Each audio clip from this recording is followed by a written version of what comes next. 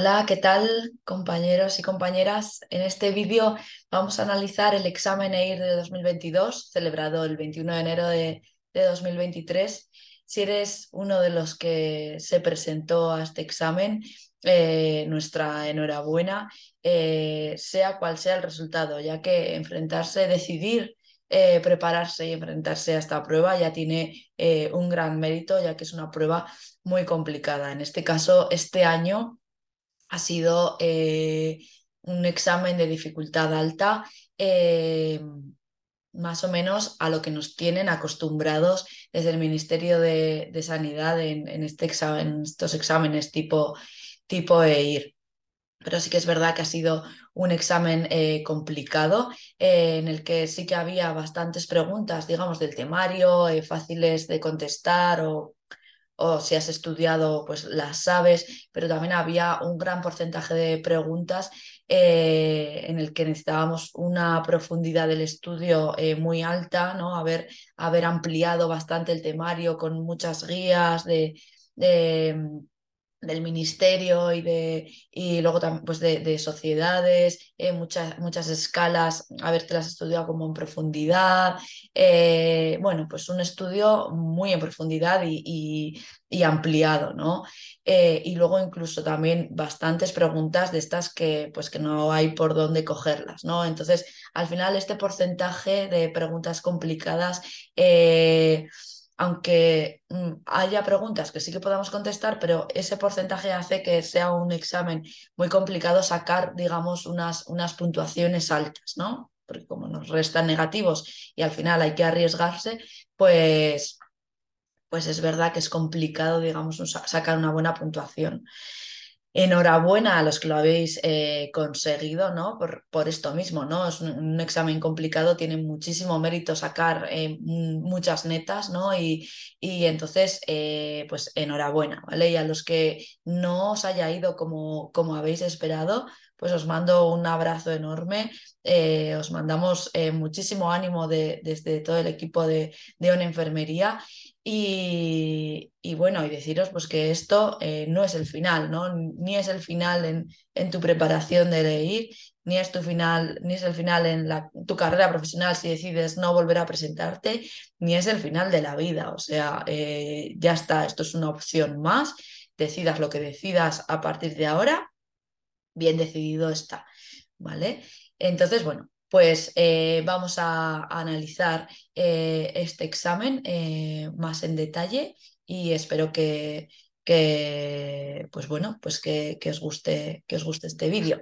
Yo me voy a centrar en la primera parte del examen, la primera mitad, de la pregunta 1 a la pregunta 100, ¿vale? La segunda parte la va a analizar nuestra compañera Ángeles, ¿vale? Entonces, mis primeras impresiones, ¿no? Digamos, como una visión global de esta primera parte, es que había como un 70-75% de preguntas, digamos, que sí que son del temario, ¿vale? Y otro 25-30%, que es un porcentaje muy alto, de preguntas muy difíciles, ¿vale? Que incluso algunas de ellas eran pues de dejar en blanco porque no podíamos descartar ninguna porque eran conceptos muy concretos que pues muy posiblemente no os habríais mirado, ¿vale? Dentro de ese 70-75-80% de preguntas que sí que son del temario, pues la mitad, más o menos, pues eran preguntas de mucha profundidad, ¿vale? Pues como por ejemplo esta pregunta, ¿no? Del cuestionario audit, ¿no? No nos valía con saber para qué era ese cuestionario audit, ni el número de ítems, teníamos que saber exactamente, pues poder analizar a una persona mediante ese cuestionario, ¿no? Entonces tienes que saberte, digamos, pues todo el cuestionario en profundidad, ¿vale? O como por ejemplo esta otra pregunta de la Conferencia de Promoción de la Salud de Helsinki, pues así como hay otra pregunta de Ottawa que sí que es sencilla, ¿no? Pues tienes que saber que es la primera conferencia de promoción de la salud, y el año, ¿no? Que es como digamos del estudio básico, ¿no? Pues aquí teníamos que sabernos todas las conferencias, ¿no? Y entre ellas saber la de Helsinki y cuál es su principal aportación. Entonces es un estudio más en profundidad, diría que esta es un poco más asequible que el anterior, pero también ha requerido que estudiemos en profundidad el temario. Y dentro de este porcentaje, ¿no? De 75-80% de preguntas del temario, pues había otra mitad que sí que eran más asequibles, que si hemos estudiado, pues son fáciles de sacar, como por ejemplo, pues que nos preguntaban cuál era este plano o nos preguntaban por las fases de quién eran, ¿no? De Gil, que en este caso eran de Hildegard Peplot.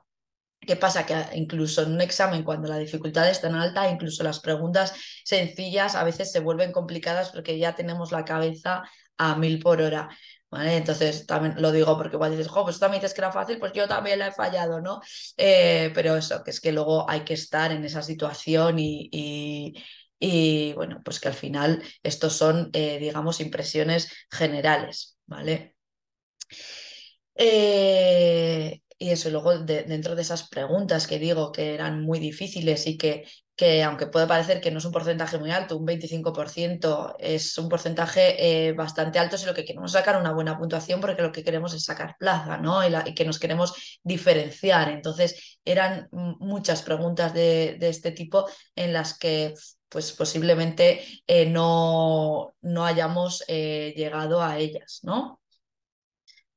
Por ejemplo, pues este método de screening, ¿no? Pues que tampoco es de los básicos que están en el temario. Entonces, aunque si nos lo sabemos, es sencilla la pregunta, pero ¿quién se ha mirado ese screening? ¿No? Pues también hay preguntas de este tipo. Vamos a analizar unas preguntas de esta primera parte que me han parecido pues interesantes, ¿no? Que sí que son temas que nos pueden volver a preguntar, que son como temas recurrentes, ¿no? Vamos a ver cómo nos lo han preguntado. Esta diría que es una pregunta de las asequibles, ¿no? Que si nos hemos estudiado los bloqueos, ¿no? Del electrocardiograma, pues que es sencilla de sacar, ¿no? Nos pregunta, indique el ritmo cardíaco teniendo en cuenta el electrocardiograma a una velocidad de 25 milímetros por segundo y un voltaje de 0,1. Vale, esto nos lo meten también como para ponernos como un poquito más nerviosos de, ay, espera, ¿cuál era el voltaje normal, los milímetros? Pero si luego vemos la imagen y las opciones, no necesitamos ni siquiera sabernos lo de los milímetros y eso, ¿vale? Entonces, A, ritmo sinusal, B, bloqueo auriculoventricular de segundo grado tipo 1, C, bloqueo auriculoventricular de segundo grado tipo 2 y D, bloqueo auriculoventricular completo. Bueno, pues para la respuesta correcta es la B, ¿no? El bloqueo auriculoventricular de segundo grado tipo 1. Y para empezar a responder esta pregunta, pues bueno, vamos a la imagen y lo primero que tenemos que hacer es descartar el ritmo sinusal, ¿no? Igual lo ves y ya sabes exactamente qué es ese bloqueo y tipo 1, ¿eh?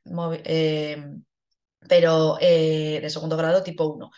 Pero si no lo tenemos esa visión tan esto, pues vamos como poco a poco, ¿no? Pues descartamos ritmo sinusal porque claramente no es un ritmo sinusal con esa irregularidad, ¿vale? Entonces decimos, vale, pues entonces tenemos las otras tres opciones, los bloqueos, ¿vale? El bloqueo de tercer grado o bloqueo completo, tanto las P's como las QRS van regulares. Lo que pasa es que la P va por un lado y las QRS por otro, ¿no? Que es el bloqueo como de mayor gravedad, ¿vale? Entonces, P's por un lado, QRS por otro, pero regulares. Tenemos que ver las P regulares y los los complejos QRS también regulares. Aquí no vemos esa regularidad, entonces también podemos descartar el bloqueo completo o bloqueo de tercer grado.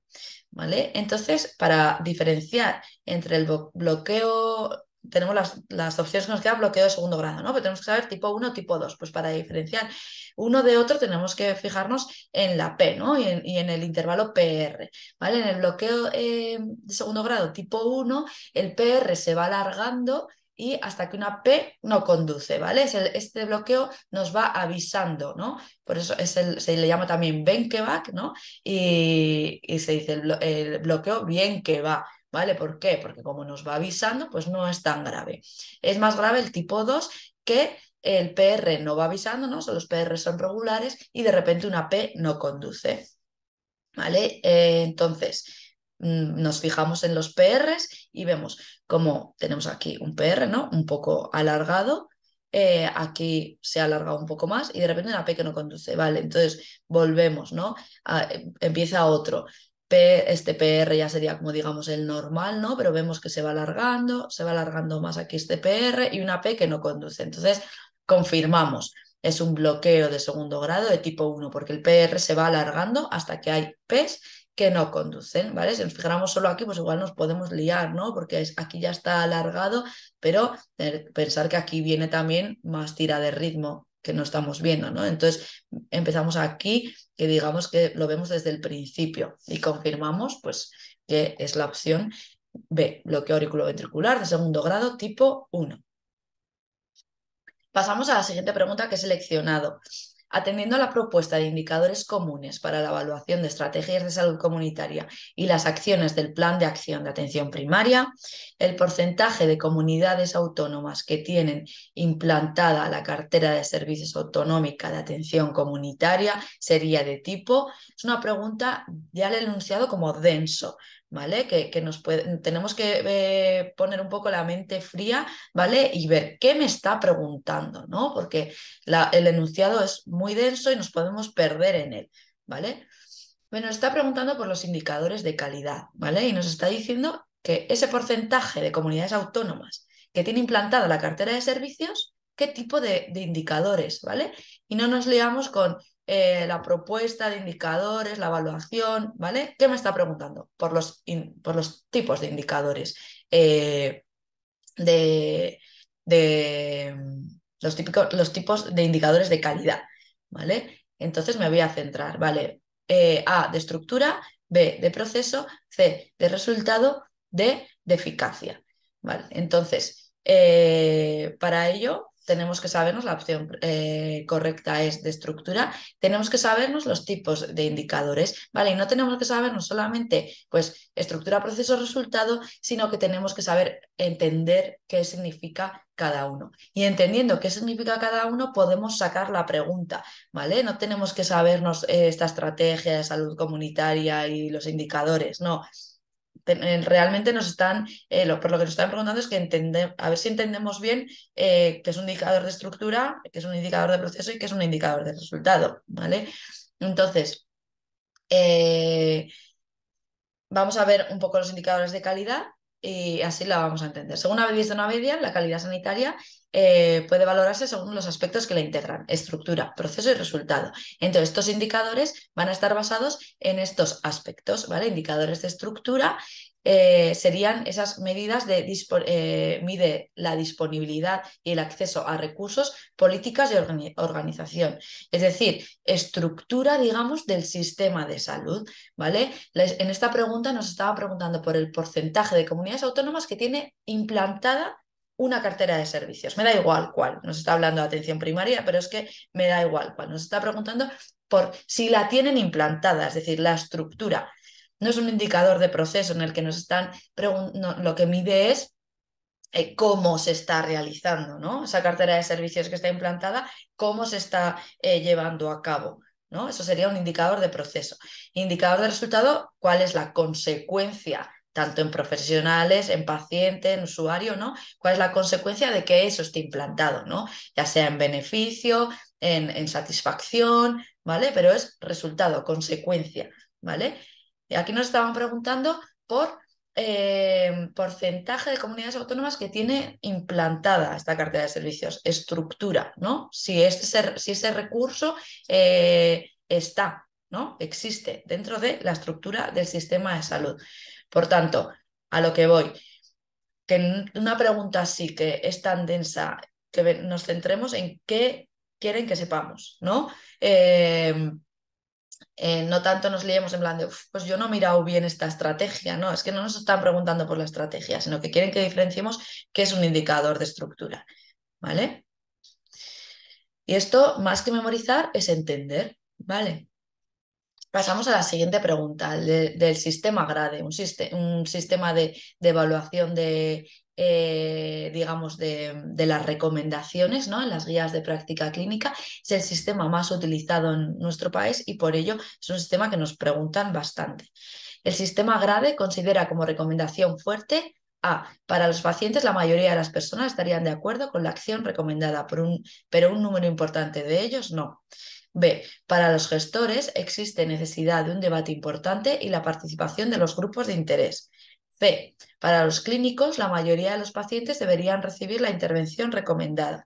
D. Para los planificadores, se reconoce que diferentes opciones serán apropiadas para diferentes pacientes y que el médico tiene que ayudar a cada paciente a llegar a la decisión más consistente con sus valores y preferencias.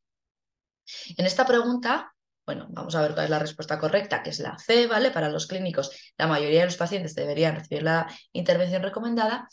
En esta pregunta, realmente, aunque no sepamos bien el sistema GRADE, es fácil de sacar porque nos están diciendo una recomendación fuerte. Si nos están diciendo una recomendación fuerte para los clínicos, va a ser que la mayoría deberían recibir esa intervención, ¿no? Entonces, si no nos liamos con el resto de preguntas, podríamos sacarla incluso por intuición, ¿no?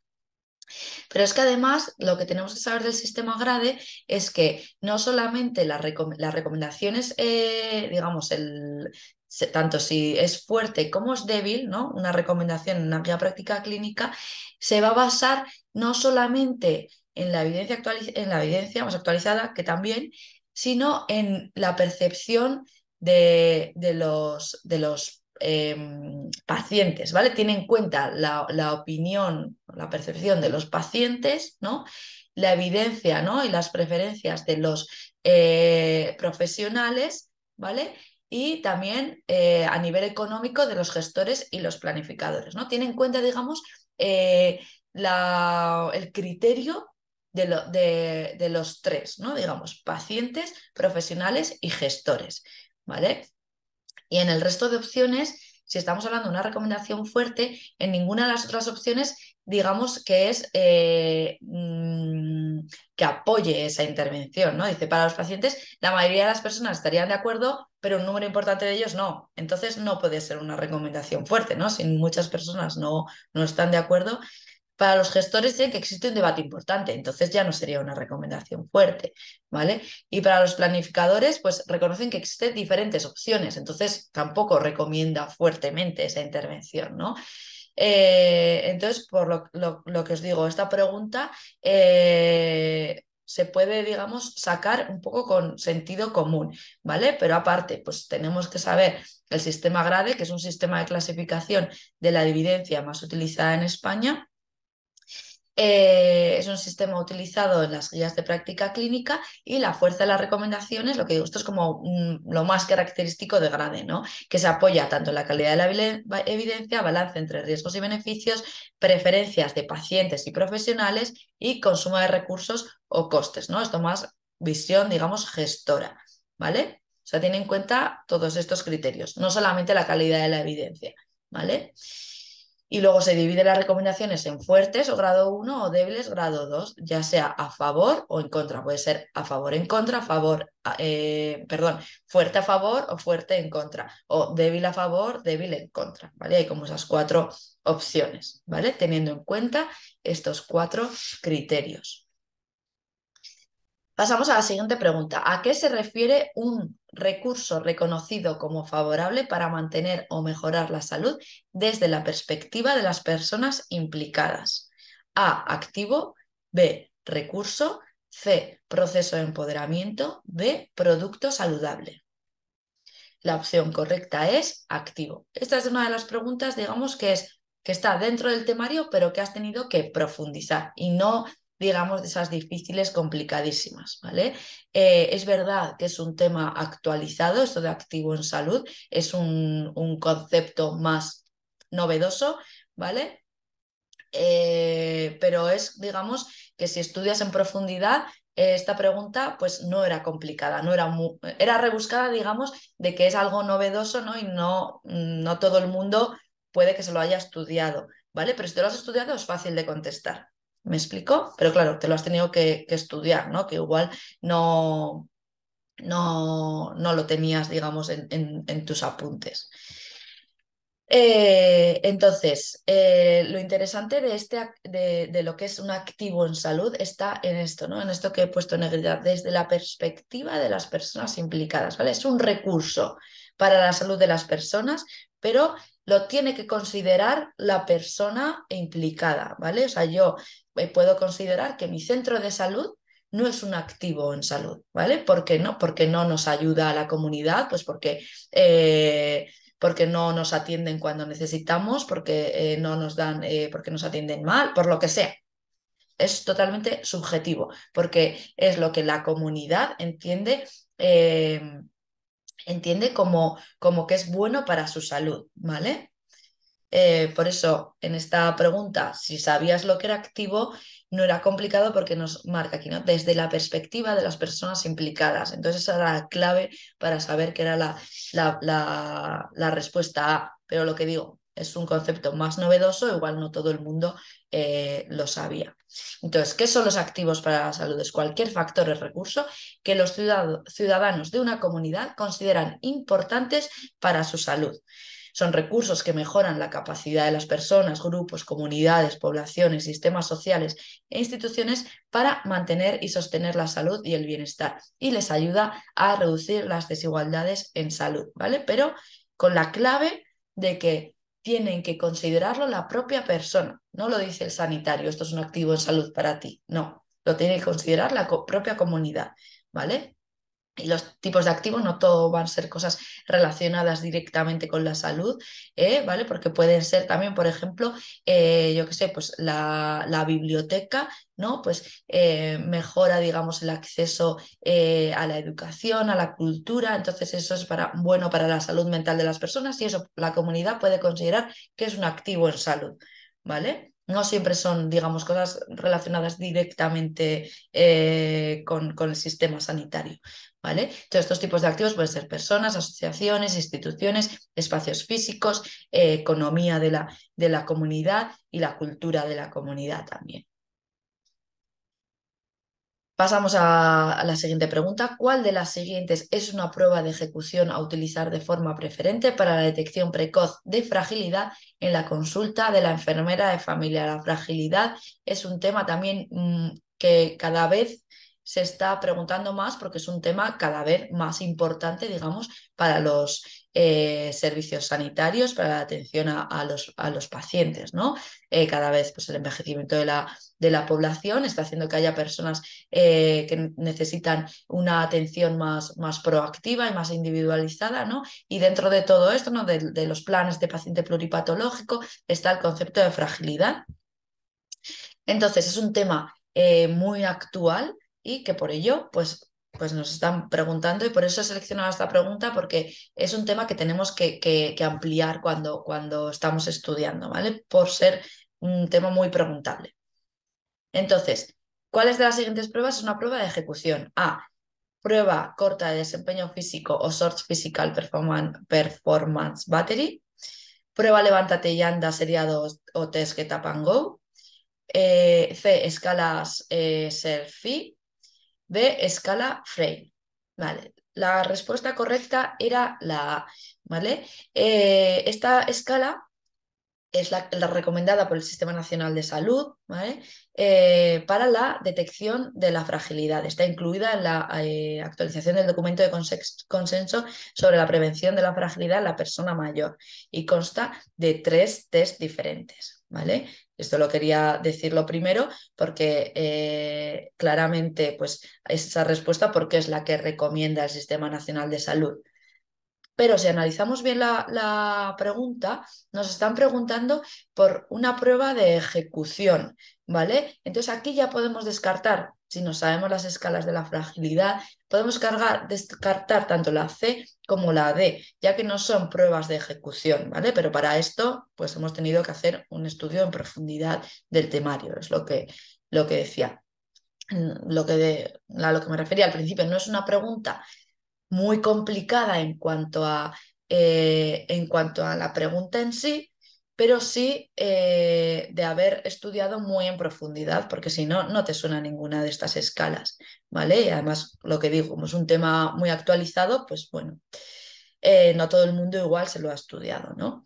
Entonces, una prueba de ejecución no puede ser dos escalas en las que son preguntas al paciente, ¿no? Una prueba de ejecución, pues podría ser la prueba corta de desempeño físico y la prueba de levántate y anda, ¿vale? Y la prueba de desempeño físico va a ser una prueba mucho más amplia que solo la prueba de levántate y anda, ¿no? Si tenemos un poco idea de estas escalas, podríamos sacarla aunque no sepamos qué es la que recomienda el Sistema Nacional de Salud. Lo ideal es sabernos eso. Vamos a saber contestarlo mucho más rápido, claro, no tenemos que pensar tanto. Entonces, lo que os decía, esta prueba consta de 3 test diferentes, ¿vale? La puntuación total de esta escala resulta de la suma de los 3 tests y oscila entre 0, que es la peor puntuación, y 12, que es la mejor puntuación. Cambio solamente de un punto ya tienen un significado clínico, ¿vale? Y el punto de corte estaría en 10. Se considera alta probabilidad de fragilidad en aquellas personas que tienen menor de 10 puntos en la suma de estas 3 pruebas. Pregunta siguiente. ¿Cuál de los siguientes sería una complicación mecánica de la nutrición parenteral domiciliaria? A. Trombosis venosa. B. Infección del orificio de salida del catéter. C. Sepsis asociada al catéter. D. Infección del bolsillo de reservorio. ¿Vale? Pues la respuesta correcta a esta pregunta es trombosis venosa. Esta pregunta con la técnica de test de oveja negra, ¿no? Que es la pregunta, o sea, la técnica en la que seleccionamos la que no tiene nada que ver con las otras respuestas, ¿no? La B, la C y la D, las 3 nos hablan de infecciones y sin embargo esto nos están hablando de otro tipo de complicación. Y si vamos al enunciado, de complicación mecánica, ¿vale?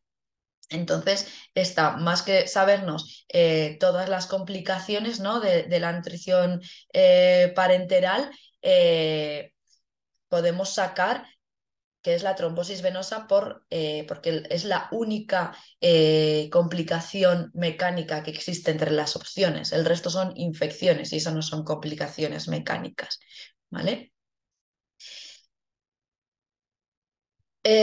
Siguiente, creo que última pregunta. De las siguientes opciones, señale cuál es uno de los aspectos relacionados con la preparación nutricional ambulatoria indicado por la vía clínica de recuperación intensificada en cirugía del adulto, RICA. Esta vía clínica es bastante preguntada, ¿vale? Desde hace unos años. Se presenta en muchos exámenes, ¿vale? Por eso seleccionado esta pregunta para, pues eso, para recomendar el estudio de esta vía clínica. Se centran en las recomendaciones nutricionales, ¿vale? Entonces, opción A, realizar un cribado nutricional MST a todos los pacientes que vayan a ser sometidos a cirugía mayor. B, realizar una valoración nutricional completa en pacientes con desnutrición severa y establecer un plan de monitorización. C. Los pacientes con riesgo nutricional severo o desnutrición severa deben recibir un tratamiento nutricional al menos 7-10 días antes de la cirugía. D. Realizar una valoración nutricional completa 15 días antes de la cirugía en pacientes con desnutrición moderada y establecer un plan de monitorización. Respuesta correcta, la C. Si nos vamos a la vía clínica, que lo que digo, esto es una de las preguntas, pues que también teníamos que haber estudiado esta vía clínica, si no es muy difícil sacarla. ¿Vale? Pero lo que os digo, esta vía clínica se ha presentado en diferentes exámenes anteriormente, ¿vale? Entonces es importante tenerla en cuenta a la hora de estudiar. Entonces tenemos estas 3 recomendaciones nutricionales digamos, en el preoperatorio y tendríamos aquí la recomendación 10, que es la que nos preguntan, ¿no? Todos los pacientes con riesgo nutricional severo o desnutrición severa deben recibir tratamiento nutricional al menos 7-10 días antes de la cirugía. Pues hasta aquí el análisis de las primeras 100 preguntas. Os animo a ver también la segunda parte de nuestra compañera Ángelas, que va a analizar la segunda parte de leer. Muchísimo ánimo a todos. Si estáis estudiando pues que tengáis en cuenta estas preguntas que hemos visto. Y si estáis ahora en modo descanso porque os acabáis de presentar a leer, mucho ánimo y enhorabuena a los que habéis conseguido vuestro objetivo y a los que no, ánimo. Y lo que os digo, ahora es momento, digamos, de reflexión y la decisión que toméis, bien decidida está. Un abrazo. Muy buenas compañeros, ¿qué tal estáis? Hoy estamos aquí en ONU Enfermería con vosotros como siempre para repasar y para ver un poco el examen EIR que ha tenido lugar este pasado sábado 21 de enero de 2023. Un examen muy importante para el que muchos llevabais mucho tiempo preparándoos y para el que esperamos que se os haya dado lo mejor posible. Bien, vamos a ver en primer lugar unas impresiones de esta segunda parte del examen, ¿vale? Rosario os ha comentado anteriormente la primera mitad del examen qué le ha parecido y ahora yo os daré mi opinión sobre esta segunda mitad del examen. En mi opinión ha sido un examen que es de una dificultad bastante elevada, que requería un estudio muy profundo, ¿vale? No nos valía con sabernos las cosas lo básico, sino que tendríamos que saber las cosas bastante bien porque preguntaban las cosas muy a fondo, ¿no? Como no les valía con saberte qué era una escala, sino que tenías que saber aplicarlo. No vale saber solo qué es el Parlan, sino también el Wallace y aplicar los dos. Y no solo el Parlan general, sino las primeras 8 horas. Van como muy a pillar. Entonces, simplemente deciros que elegir es un examen muy complejo, tanto por la dificultad como porque es de temario abierto y nunca sabemos exactamente qué nos van a preguntar como por otras cosas. Os voy a hablar de una cosa que siempre suelo hablaros en clase, que es que a veces nos enfrentamos a preguntas azules o NPI y no sabemos muy bien cómo reaccionar. Bueno, estas preguntas, la reacción debe de ser pasar de ellas, ignorarlas y saber que el examen no solamente se forma de esas preguntas, ¿vale? Entonces, aquí os voy a dejar en esta diapositiva algunas preguntas que para mí son preguntas azules, raras o NPI y preguntas que son más típicas de enfermería, ¿vale? Para que veáis que este examen estaba formado un poquito de un poco de todo. Para mí, preguntas azules serían, por ejemplo, el tipo de escalas del shock séptico, la escala Maddox, el sangrado de la unión, los signos de Menten, los grupos de sarcopenia, que de esto encontrábamos dos preguntas, el síndrome de Cosman, el sistema de puntuación Malinas y la escala PANS. Son cosas raras que no suelen aparecer en el temario y que han caído en esta segunda mitad del examen. Vale, pero que no nos tienen que influir, porque si yo no lo sé, el de al lado tampoco lo sabrá, así que tranquilidad. Y luego las preguntas donde no podíamos fallar, estas típicas de enfermería, sobre todo las que os pongo en negrita son las que últimamente están cayendo mucho en el EIR, son el Glasgow, la bacteriemia EI2.0 y la mutilación genital femenina. Y otras cosas que también encontramos son la triada de Cushing, la fórmula de Parlan y la regla de Wallace, la RCP, eutanasia, lo de velocidad y marcha, la Tinetti y los estadios de Tanner. Vale, todo esto lo hemos encontrado en esta segunda mitad del examen, entre otras muchas cosas. Sobre la longitud de las preguntas, teníamos preguntas más larguitas y también más cortas. Había de todo, había una mezcla de toros mansos y toros bravos interesante. Tranquilidad, ya sabéis cómo afrontarlo y podéis con ello, ¿vale? Bien, vamos a ver ahora algunas preguntas. He cogido 7 preguntas de esta segunda mitad para analizarlas con vosotros y para enseñaros algunos trucos y algunas cositas para ver cómo se tenían que resolver. Bien. Empezamos con esa corrección de preguntas. La primera es la 101. Me dice, se va a realizar la extracción de una muestra para hemocultivos a un niño de 48 horas de vida. ¿Qué antiséptico es el recomendado para desinfectar la piel? Clorexidina alcohólica al 0,5%, dejando secar 2 minutos. Clorexidina acuosa al 1%, dejando secar 2 minutos. Clorexidina alcohólica al 0,12%, dejando secar entre 3 y 5 minutos. O clorexidina acuosa al 2%, dejando secar entre 3 y 5 minutos. Bien, yo quiero que os acordéis de una cosa súper importante y es que cuando estamos en una UCI neonatal tenemos que diferenciar muy claramente la clorexidina alcohólica de la acuosa, porque la alcohólica es la que utilizaremos para llaves, sistemas, aparataje e instrumental y la acuosa es la que utilizaremos para la piel de los niños. Yo me acordaba pensando, el alcohol les quema y así te acuerdas de que la clorexidina alcohólica no se va a utilizar en niños muy pequeños, ¿vale? La que se utilizará es la acuosa. Y aquí la duda está entre 1% 2 minutos o 2% 3-5 minutos. Bien, si nos fijamos en el tiempo, lo más lógico sería coger el que tenga un intervalo de tiempo más amplio o que por lo menos sea más variable, porque nadie está con un cronómetro mirando los 2 minutos exactos. Más bien será el de 3-5 minutos que hay variedad. Y entre el 1 y 2%, pensar clorexidina acuosa, dos palabras, 2%, ¿vale? El que a mí me interesa es la del 2% y le voy a dejar 3-5 minutos. Eso para niños pequeñitos, ¿vale? Bien, ahí lo tenéis. Acordaros siempre que en la UCIN hay que diferenciar muy claramente la acuosa de la alcohólica. Y una vez que hacemos esta separación, la acuosa que yo me quedo para los niños es la del 2% y la pongo 3-5 minutos.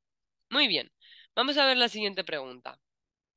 Una del Glasgow, súper importante siempre. Indique la puntuación de escala de coma de Glasgow en un paciente que abre los ojos y retira nuestra mano al apretarle el lecho ungueal. Y ante la pregunta de cómo se llama y qué día es, responde que hace sol y que lleva manzanas en el maletero del coche. Bien, importante. Aquí tenemos que saber que el Glasgow tiene tres compartimentos diferentes. Los ojos, el verbo y lo motora. Las tres partes. Ojos llega hasta 4 puntos, del 1 al 4. Verbo del 1 al 5, como las letras de la palabra. Y motora del 1 al 6, como las letras de la palabra. Y ahora vamos viendo. Lo normal, cuanto mejor estés, pues más puntuación vas a tener. Y cuanto peor, menos. Aquí os dejo la escala. Entonces, yo me vengo a los ojos y me dice, ¿es espontánea? ¿Esa orden verbal? ¿Esa dolor o no responden? Yo os soy sincera, cuando he leído la pregunta, la primera vez, pensaba que era espontánea, porque no me he dado cuenta del i al apretarle el lecho ungueal. Entonces, no es espontánea, aquí es al dolor, porque abre los ojos cuando le está apretando el lecho ungueal, cuando le está haciendo dolor. Por lo tanto, en ojos llevamos 2 puntos. El verbo que tiene la persona sería orientado y conversando. No, porque no me responde adecuadamente. Desorientado y hablando, sí, porque está hablando palabras normales. Palabras inapropiadas, es decir, que no tienen sentido. No, porque las palabras sí que tienen sentido. Él te ha dicho que hace sol y que lleva manzanas. No se ha inventado una palabra nueva. Bien. Sonidos incomprensibles tampoco y ninguna respuesta tampoco. Serían 4 puntos. Por lo tanto, 2 de dolor, 4 de verbo, ya llevamos 6. Y la motora nos dice que retira la mano al apretarle el lecho ungueal. Retira al dolor. La motora, recordar, el 6 es que obedece, que a la orden verbal te obedece. Tú le dices muévete y la mueve. El 5 que localiza, el 4 que retira, el 3 flexiona, el 2 extensiona y el 1 nada. Retira, pues, son 4 puntos. Entonces, 4, 4 y 2 tenemos un total de 10 puntos. Esta era la respuesta correcta de la pregunta de la escala del coma del Glasgow. Bien, vamos a ver otra preguntita. Me dice, indique cuál de los siguientes signos aparece en la tríada de Cushing. Bradicardia, hipotensión arterial sistémica, ruidos cardíacos apagados, hiperpotasemia. Aunque yo no tenga ni idea y dude, en esta opción dudaremos entre dos, porque sí que tengo que tener idea más o menos de lo que es la tríada de Cushing y entiendo que dude entre hipertensión, hipotensión, bradicardia, taquicardia, bradipnea, taquipnea, que es los que tienen función ahí. Pero para que no os olvidéis, tenéis que pensar que yo lo que tengo es, en el Cushing tengo un corazón acelerado porque todo lo demás está bajo. Tengo el corazón acelerado, ¿por qué? Porque tengo hipertensión arterial, pero a la vez tengo bradicardia y bradipnea. Esas son las cosas de la triada de Cushing. Mi corazón está acelerado porque las demás cosas están fallando. Vale, entonces aquí, ¿qué signo aparece en la triada de Cushing? Aparece la bradicardia. ¿Vale? Esa sería la respuesta correcta. Bien, continuamos con otra preguntita. La 130. Los números corresponden a la versión 0, ¿vale? Que es la misma de la versión 4 que tenéis en la plataforma de corrección. Os recuerdo que tenéis todas las preguntas argumentadas en el espacio de POSOPE de ONO Enfermería, así que pasaros por allí, corregir el examen, tenéis el ranking también, pero lo más interesante es que tenéis pregunta a pregunta la explicación de por qué pensamos en on, que esa es la respuesta correcta. Bien, esta que me parece muy interesante. Me dice, indique el volumen a infundir en las primeras 8 horas conforme a la fórmula de Parkland y teniendo como referencia la regla de Wallace a una persona que presenta quemaduras en la cara anterior de ambos brazos, tórax, abdomen y región genital, cuyo peso es 71 kilos. Aquí, como dijo Jack el Destripador, vamos a ir por partes.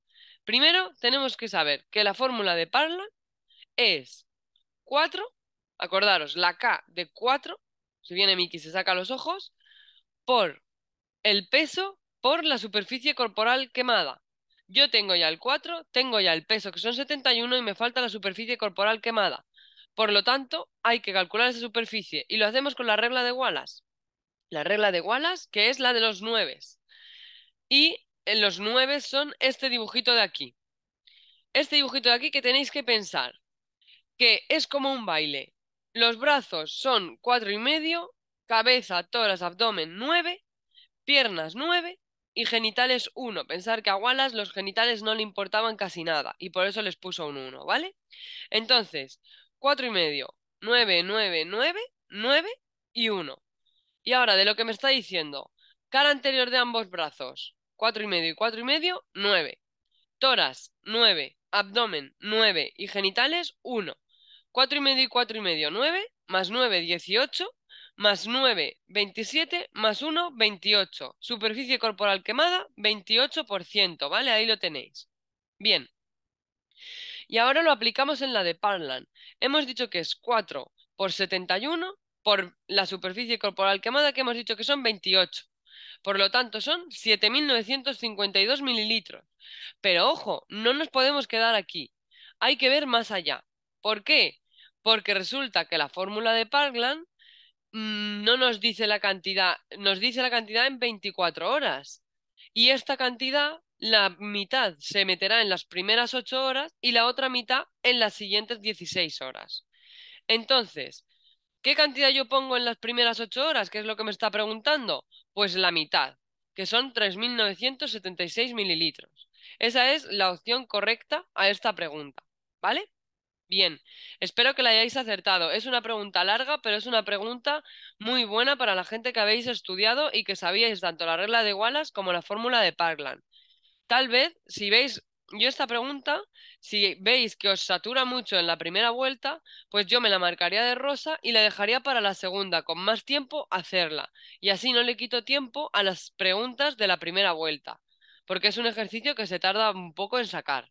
Entre que calculas el Wallace, el Parlan y la mitad, con las cuentas, dividiendo las divisiones y todo eso, que no tenemos calculadora, pues es una pregunta que a mí me parece que es interesante que se haga más en la segunda vuelta tal vez que en la primera. Bien. Siguiente pregunta, chicos. Esta es un toro manso, claramente, que he cogido para que os deis cuenta de que hay muchas preguntas que con sentido común, mente fría, etcétera, se sacan en el examen, ¿vale? Esta estaba en el orden 158 en la versión 0. ¿Qué quiere decir esto? Que tú ya llegas a esta pregunta súper cansado, queriendo terminar, diciendo, me quedan 50 preguntas y acabo, ¿por qué me enfrento ahora a esto? Y con eso es con lo que juega el tribunal, con poneros preguntas largas al final del examen, para cansaros más. No os agobiéis, simplemente cogemos, marcamos en el enunciado lo más importante y nos vamos fijando en las opciones donde hay cosas que no nos convenzcan. Aquí, por ejemplo, me dice... Con relación a la Ley 16-2018 del 28 de junio de Derechos y Garantías de Dignidad de persona en proceso al final de atención al final de la vida, indique la opción correcta. ¿Vale? Yo de aquí, mucho texto en el enunciado, no me importa nada esa ley, no me importa nada lo demás, lo único que me importa es atención al final de la vida y correcta. Ya está. Me lo marcaría de amarillo. Siguiente, vemos la opción A. A ver qué no nos cuadra. Y me dice, la persona que está en el proceso de final de vida tiene derecho a recibir información clínica de forma comprensible y adecuada. Hasta aquí bien. Y dada la trascendencia de dicha información, no existe posibilidad de rechazo a la información por parte del paciente. ¿Cómo no va a haber posibilidad de que alguien se niegue a saber algo si no le interesa y está muriéndose? Esta opción es incorrecta, ¿vale? Así que directamente la descartamos. Opción B.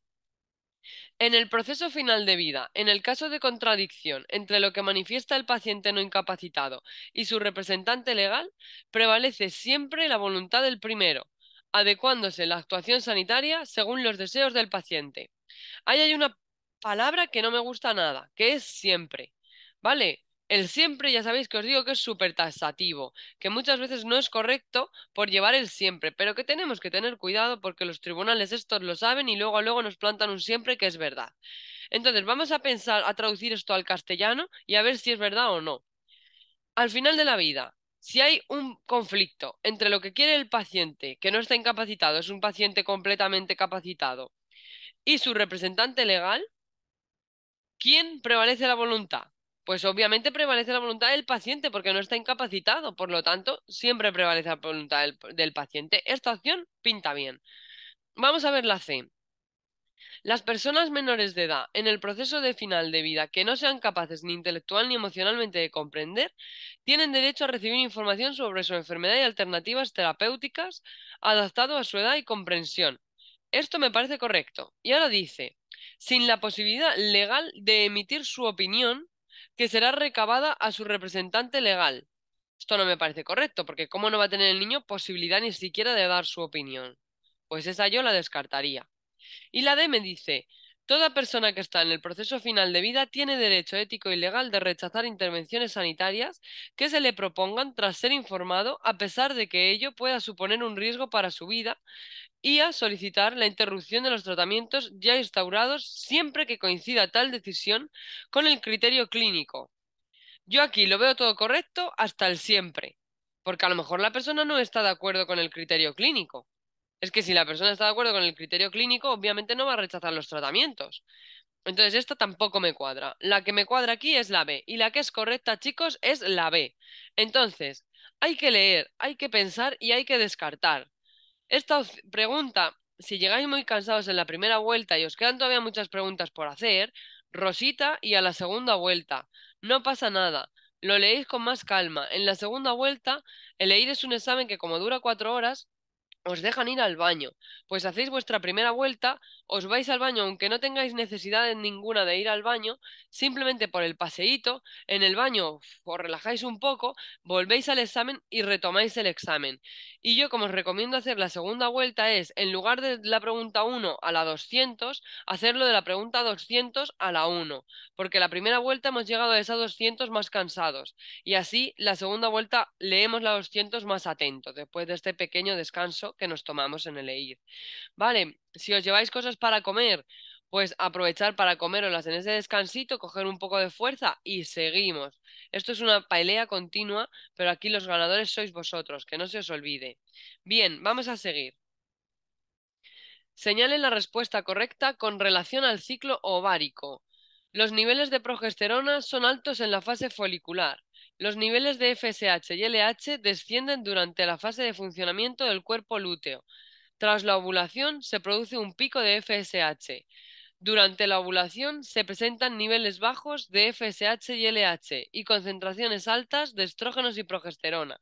Bien, quiero que os acordéis de que hay unas hormonas que son más ováricas y otras, em, a ver, no sé cómo explicarlo, pero mirad, por un lado tenemos la FSH y la LH que van directas hacia el ovario ahí a piñón, y yo tengo la FSH, es la foliculoestimulante.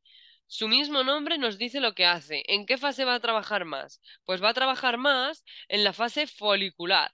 La FSH, aquí la veis con la línea amarilla, rosa, trabaja en la fase folicular. Luego sube un poquito más y luego ya baja. Pero quiero que asociéis F de FSH con F de folicular. ¿Vale? Luego, la LH se caracteriza porque está normalita, pero pega un picazo justo antes de la ovulación. Y eso es lo más importante de la LH. ¿Vale? Y luego ya desciende después. Los estrógenos. Los estrógenos van a pegar un pico en la fase folicular, porque recordad que esto es el ciclo ovárico, pero en el endometrial están preparando el endometrio que se ha descamado con la menstruación, así que recordad, los estrógenos son como los albañiles que preparan el endometrio y después llega la progesterona que viene más tarde y en el ciclo endometrial lo que haría sería en lo que haría en la fase secretora sería poner la pared llena de glucógeno y llena de cositas para que cuando venga el bebé el endometrio esté en todo lo suyo. Entonces, los estrógenos albañiles, la progesterona la decoradora, ¿vale? Y así no se nos olvida. Bien, cosas que tenemos que ver. Eh, las hormonas, ¿por qué acaban cayendo? Acaban cayendo en la fase lútea porque no hay embarazo. Cuando estamos en el cuerpo lúteo, significa que ese ovario, después de transformarse en el cuerpo, en el folículo y de madurar, pues no hay embarazo y se transforma en el cuerpo lúteo. Y si hay cuerpo lúteo no va a haber nada, pues todas las hormonas caen porque viene la menstruación y se tienen que preparar otra vez para volver a subir. ¿Vale? Entonces, muy importante, vamos a ver todas las opciones. Niveles de progesterona, altos en la fase folicular, mentira, altos en la fase luteal. FSH y LH, ¿descienden en el cuerpo lúteo? Sí, cuando está el cuerpo lúteo, ambas hormonas caen. Tras la ovulación, pico de FSH, no. Tras la ovulación, pico de progesterona, pero de FSH, no. La FSH cuando está alta es antes de la ovulación, que está en la folículo estimulante, que es su fase. Durante la ovulación se presentan niveles bajos de FSH y LH. Mentira, están altos. Concentraciones altas de estrógenos y progesterona. El estrógeno está alto y la progesterona está baja. Va a subir después de la ovulación. Por lo tanto, aquí la correcta es la opción B, que nos dice que los niveles de FSH y LH descienden durante la fase de funcionamiento del cuerpo lúteo. Muy bien. Bueno, vamos a seguir con la última pregunta, que me dice, entre las manifestaciones clínicas de la esquizofrenia, ¿qué es la paratimia? Un síntoma afectivo, un síntoma positivo, una alteración conductual, un síntoma cognitivo. Bien, siempre os digo en clase que es súper importante saber el significado de las palabras, saber los prefijos, saber los sufijos, entender por qué nos vienen. Entonces, en este caso lo que me importa es el sufijo timia. A lo mejor paratimia no nos suena, pero eutimia os suena, distimia os suena. Eutimia, estado de ánimo normal. Distimia, estado de ánimo alterado. Por lo tanto, hablamos de estados de ánimo, hablamos de un síntoma afectivo. ¿Vale, chicos?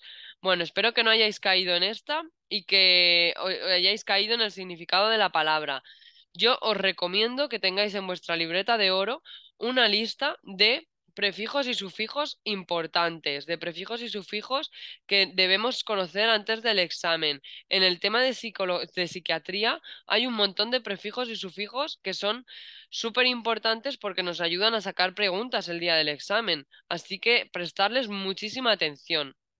Bien, y ya para acabar, una conclusión final, simplemente pues nada, deciros que, que ahora empieza una nueva etapa para los que acabáis de hacer el EIR, para bien o para mal. Si es para bien, ahora os empiezan los nervios, os empieza el a ver cómo voy, a ver cómo estoy en las plataformas, a ver cómo sigo.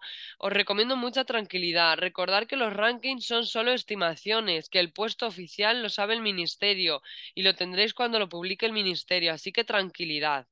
Luego, cuando salgan las respuestas, impugnaciones, no salir locos, impugnar lo que tengáis mal, no discutir, que muchas veces surgen muchísimos conflictos. Tranquilidad, ¿vale? En las academias estamos para ayudaros, así que nosotros, desde el equipo de ON, si vemos alguna pregunta impugnable, pues os lo haremos saber, ¿vale? Podéis hablar con las tutoras, que ya sabéis que están ahí para vosotros 100%, y que es una maravilla contar con vosotros y que estéis aquí con nosotros hoy en la clase. Luego, cuando pasen las impugnaciones, la locura del poseer, yo lo he vivido y es cada paso un poco más complicado, ¿vale? Después vais a tener el si llego a plaza, ¿qué especialidad cojo? Si cojo especialidad, ¿qué destino me gusta? Simplemente os voy a dar un consejo como especialista y es que disfrutéis del proceso, que sé que parece súper raro que os esté diciendo esto, pero es una cosa que no va a volver, es un momento que es único y que tenéis que disfrutar cada etapa. O sea, cuando habléis con residentes de cómo están, cuando veáis por qué os gusta cada especialidad, todo esto, intentar abordarlo siempre de la mejor manera posible, aprendiendo de la experiencia y conociendo gente porque vais a disfrutar mogollón, ¿vale? Y luego el otro kit de la cuestión, los que no hayáis conseguido plaza o no estéis en plaza, deciros que no valéis menos por no haber conseguido la plaza, como tampoco valen más los que la consigan. Para mí esto es un simple examen que a veces depende más de tener un buen día que de todo lo que hayas estudiado. En este caso había que estudiar muchísimo para sacarlo. Así que tranquilidad, no os preocupéis. No es el fin del mundo, porque a lo mejor ahora os parece que llevabais preparándolo mogollón y que habéis suspendido, bueno, suspendido, que no llegáis a plaza y que esto está fatal. Tranquilidad. Vendrán más EIR. Lo bueno que tiene el EIR es que es cada año. Estamos en tiempos de OPEs, no os olvidéis. Han salido convocatorias en un montón de comunidades. Es el momento de apuntaros, de aprovechar esos conocimientos que tenéis con el EIR y de buscar la plaza donde sea, ¿vale? Porque el objetivo está ahí y vosotros lo podéis conseguir si queréis, ¿vale? Bueno. Pues nada, simplemente deciros que pase lo que pase, estamos aquí para estar con vosotros, que si nos necesitáis podéis contactarnos en las redes de la academia y que nos vemos muy pronto porque esto no ha acabado, sea como sea, seguimos aquí para seguir contando contigo y espero que te haya gustado mucho esta clase de corrección. Un abrazo enorme y nos vemos súper pronto. Muchísimas gracias de parte de todo el equipo de ONU Enfermería por contar con nosotros. El trabajo del POSEIR es súper duro con la corrección, con hacer el ranking, con todo lo que conlleva, pero vosotros lo hacéis mucho más fácil y la verdad es que da gusto trabajar así. Bueno, nos vemos muy pronto, compañeros. Un abrazo.